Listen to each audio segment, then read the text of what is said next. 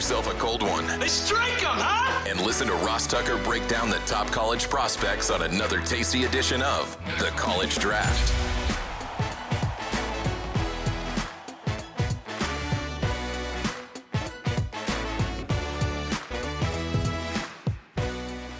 Yeah, it's Daddy Soda time here on the College Draft Podcast presented by DraftKings. The crown is yours. I'm Ross Tucker, former NFL offensive lineman. Most of you know that. 5 teams, 7 years. Got a bunch of podcasts. On Tuesday's Even Money podcast, Steve Fezzik and I will talk about teams we're higher on and teams we are lower on after their draft from an overall season win total standpoint. Wednesday's Fantasy Feast podcast, we're breaking down how John Daigle did with his prop bets on the NFL draft. This show, the college draft, we're basically NFL draft year-round with a lot of talk about college football betting during the college football season, right? So in the offseason, we talk about prospects. We get you ready for the draft. Now, today, Emory and I will just go over, our biggest takeaways from the draft. Then, starting next week, we get into, we're the only people that do this that I'm aware of. We talk about every team. We talk about every draft pick for every team. We go by division. You know why? Because Emory knows all of these guys. Check him out on social media at FBallGamePlan on Twitter. He's also Football Game Plan on YouTube, very popular YouTube page.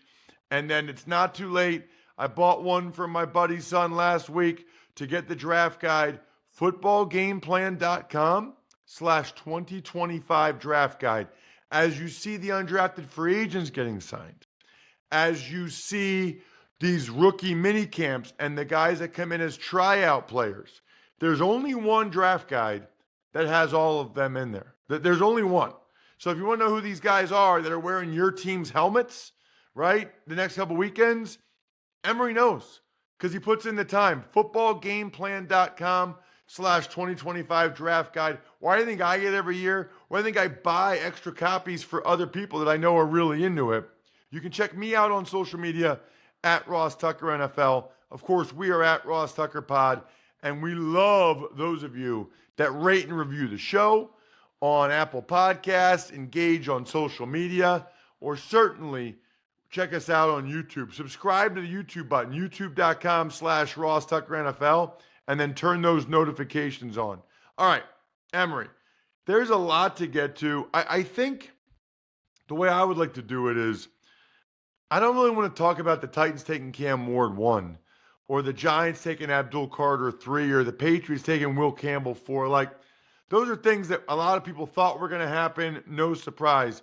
I think I'm more interested in your opinion on some of the bigger moves, some of the more interesting things that came out of the first round. As a reminder, or out of the whole draft, quite frankly, as a reminder, we talk about every draft pick for every team. So we're going to go over every guy when we do the division series. I think we might start with the AFC South next week. But the biggest thing to start the draft, Emory, was the huge trade between the Browns and the Jags.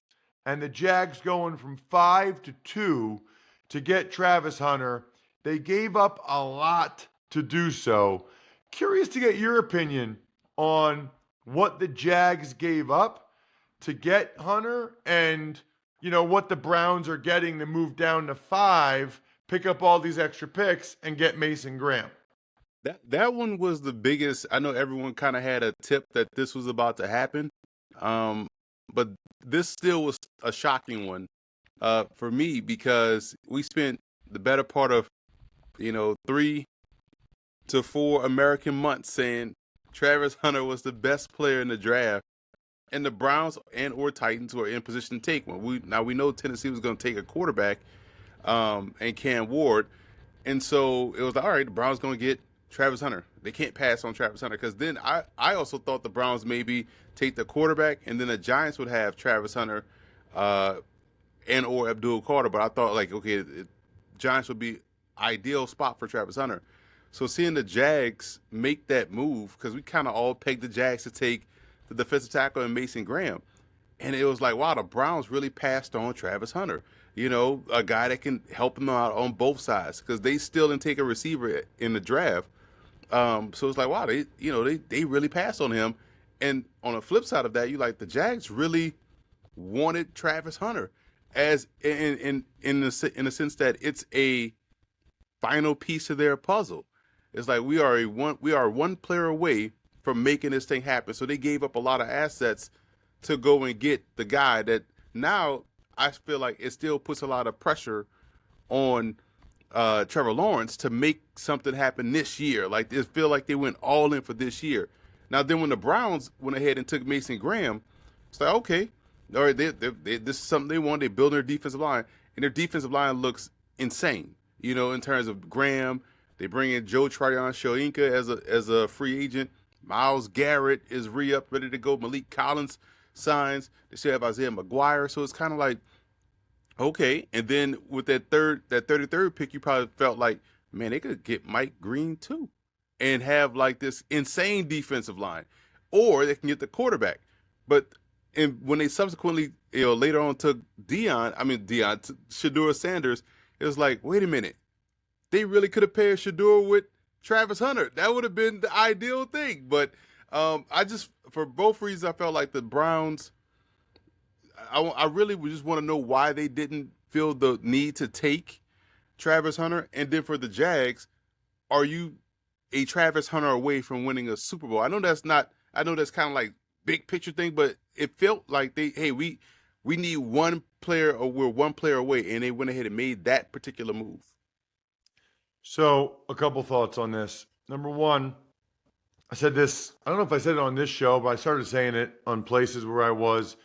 Travis Hunter's the best college football player I've ever seen. I don't think people understand. Number one, he's playing 140 snaps a game. 140 college football with the up-tempo offenses, with the clock stopping in the last 2 minutes. Like, it is incredibly impressive. And I don't know anybody that didn't think he was the number one receiver and the number one corner. Right. Think about how good he'd be if he just focused on one of those, which I'm not saying he should, but it's just he's the best college football player I've ever seen. And I've been watching a lot of college football for over 40 years. He is. So I got to tell you, Emory, on the one hand, I'm okay with trading whatever to get him. You know what I mean? On the one hand, because he's the best college player I've ever seen. And he actually affects both sides of the ball. You're not just getting one player, you're getting two players. The flip side is, I think the Browns really, truly believe what matters is quarterback, O-line, D-line, right? Like they come from the Eagles philosophy where those are the most important positions. And they really haven't had the interior rusher to go with Myles Garrett that they've wanted to have. And that's what Mason Graham gives them. But the fascinating part is the Browns know they need a quarterback. And so they are taking a bunch of shots at it, right? So now they're going to be able to see this year what they have in Dylan Gabriel, what they have in Shedeur Sanders, maybe every day in practice, maybe both those guys start games this year. I don't see any point, to be honest with you, in starting Joe Flacco or Kenny Pickett. You're not going to the Super Bowl. You're not even going to the playoffs probably with those guys. So, see which I would strongly consider seeing which of those two rookies is better in training camp. Start them in the opener. See what they can do. If they're rolling, great. Leave them in there. If they're not, put the other rookie in, because now they have multiple first-round picks next year. They got a lot of ammo, and as Emory predicted, and as he always predicts, the day before the draft, here it came. Next year's quarterback class is incredible. We got Arch Manning and Aller and Nussmeier and who am I missing? What's that? Carson Beck. Carson Beck. And I mean, there's even more than that. It's like Nico kid. He's going pro now, evidently, even though nobody really wanted him in college. Like it really is unbelievable. There's 20 first-round quarterback grades right now for next year's draft.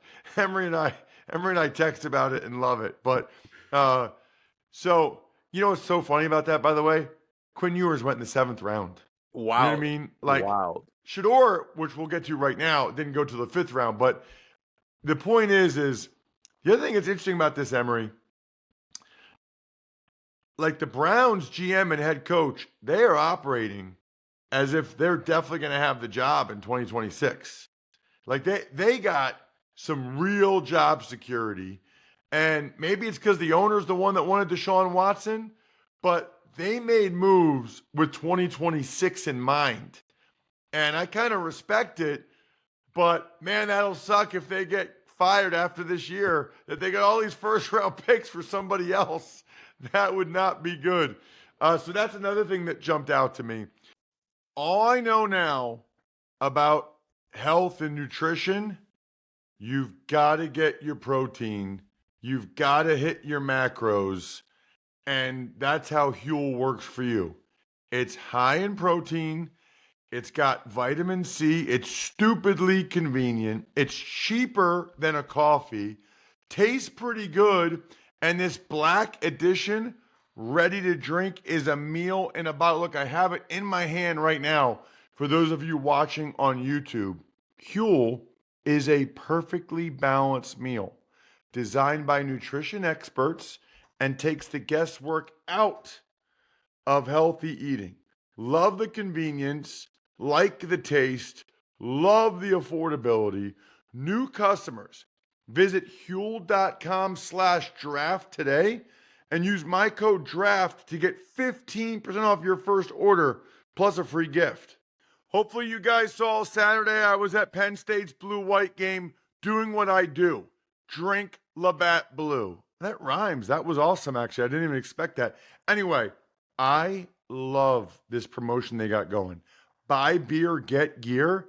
It's incredible. When you buy Labatt Blue anywhere, take a picture of the receipt, upload it, rewards.labattusa.com. Then you can get incredible gear. Like I got that Labatt fridge. It is awesome. Any size, any product, anywhere you're buying Labatt, buy beer, get gear, rewards.labattusa.com. I think the next thing, Emory, that we got to talk about, it is the Shedeur Sanders situation. You had him as your number one quarterback. You were very consistent about that.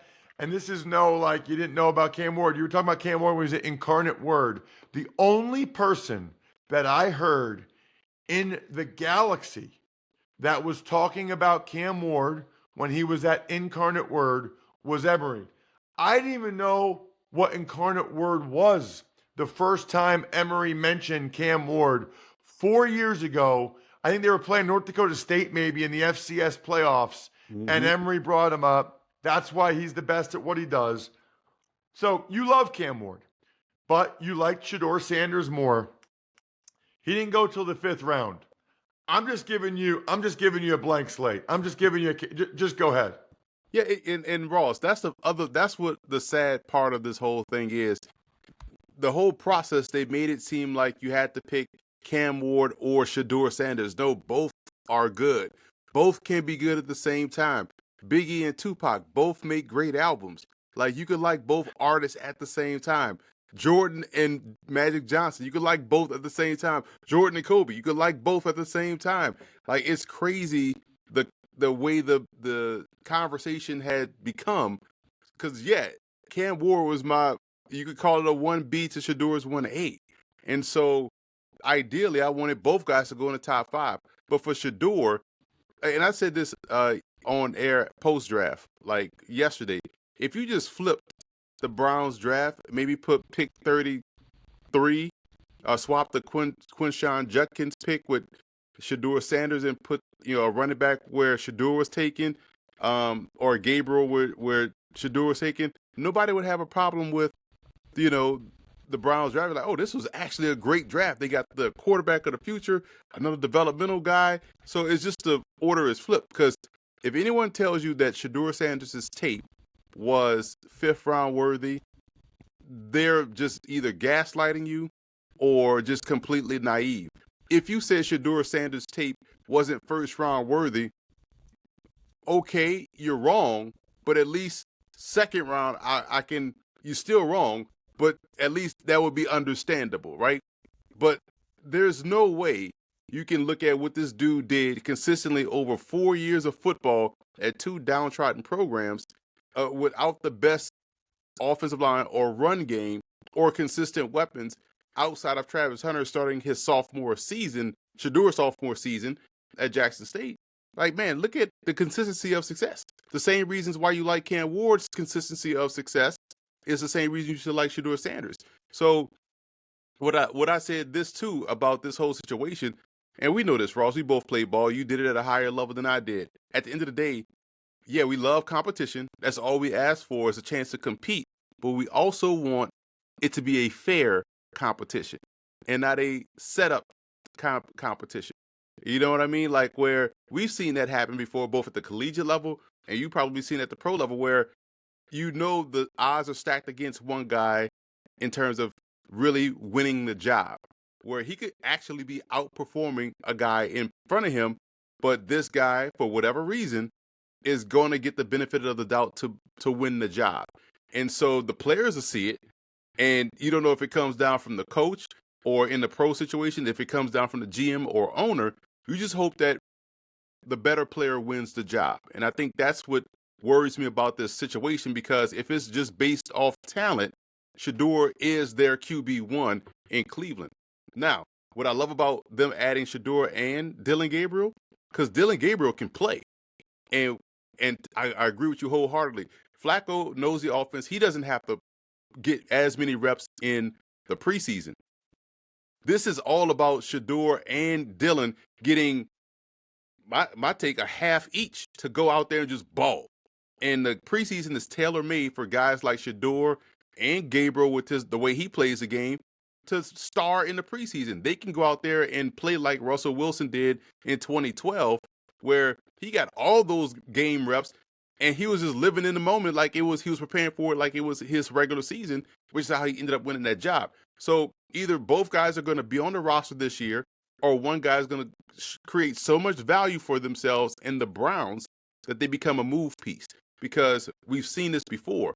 And I just like the fact that both guys are legitimately good football players. And I agree with you. Pickett should be the guy because they were brought him in.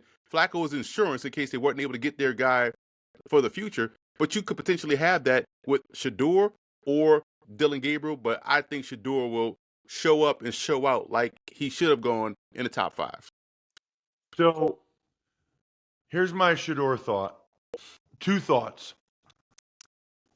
Clearly, the Titans like Cam Ward more. The Giants like Jackson Dart more. The Saints like Tyler Shuck more. I can live with all those, right? Like I can live with that. There were people that came on my shows and said they thought Shuck, was the second best guy. Okay. There are people that really like Dart. Okay, I can live with that stuff. So then what happens is, once those 3 teams who are drafting at a potential starter level, like a guy that could start right away or could start early, once they passed on him, then every other team was drafting like not for a guy that was going to necessarily be the starter right away, although he could very well still be in Cleveland. And teams really don't want backup quarterbacks that get a lot of attention. They just don't. And, I don't like when people talk about, like, because when I don't know, Emory, maybe you feel differently, but when I see like Stephen A. Smith or people say some of the things they say, the same thing happened with Tebow. And on some level, although he was a first round pick, that's a whole other story. That's a terrible first round pick. That's like one of the worst first round picks I've ever seen.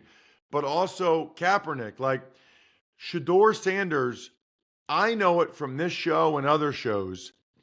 Nobody does numbers on social media like Shedeur Sanders. Nobody does numbers on YouTube like Shedeur Sanders.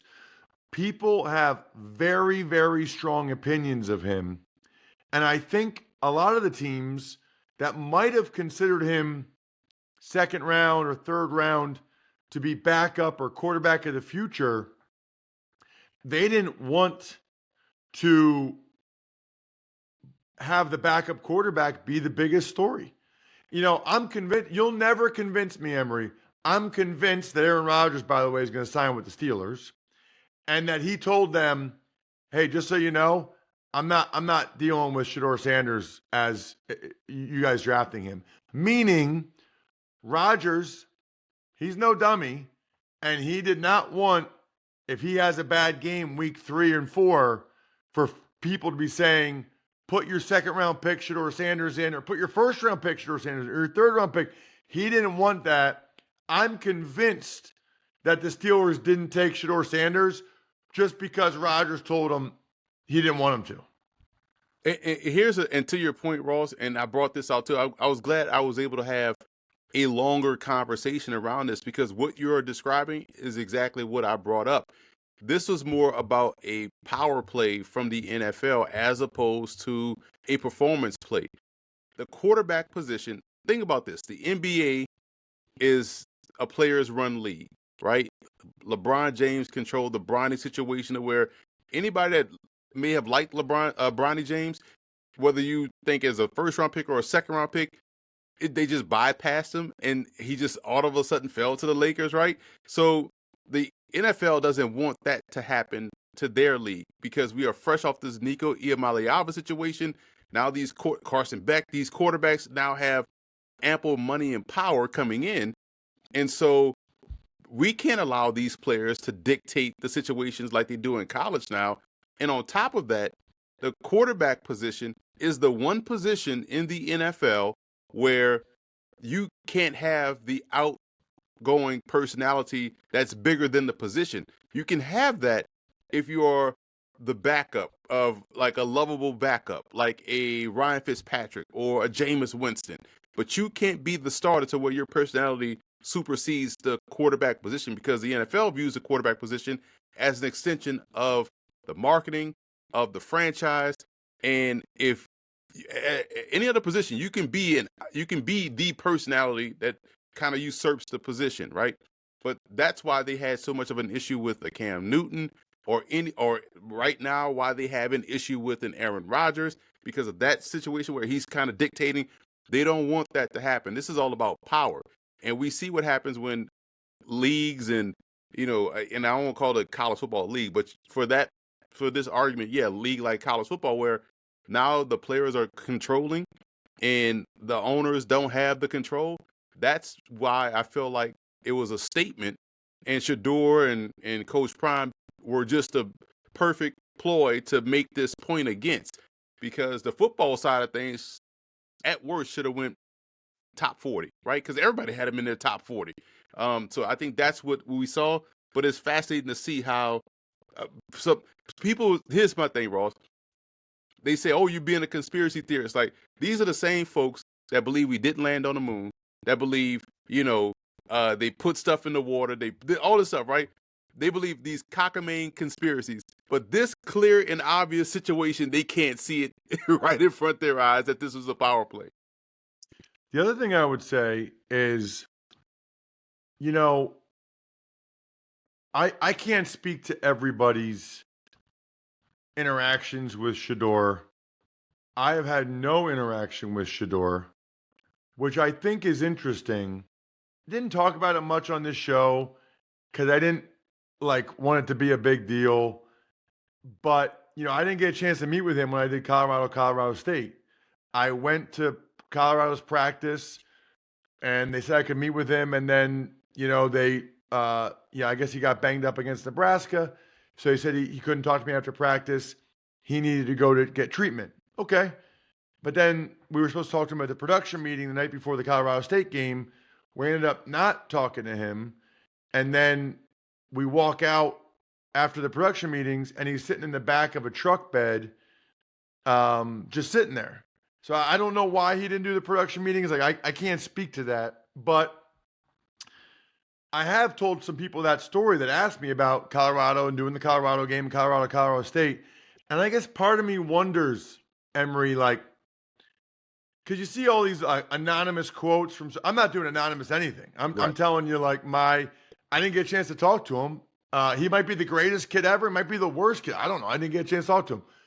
But I guess I wonder. I'll just say this, and you know this, Emory, from doing games. That's highly unusual to not get a chance to talk with the starting quarterback before a game.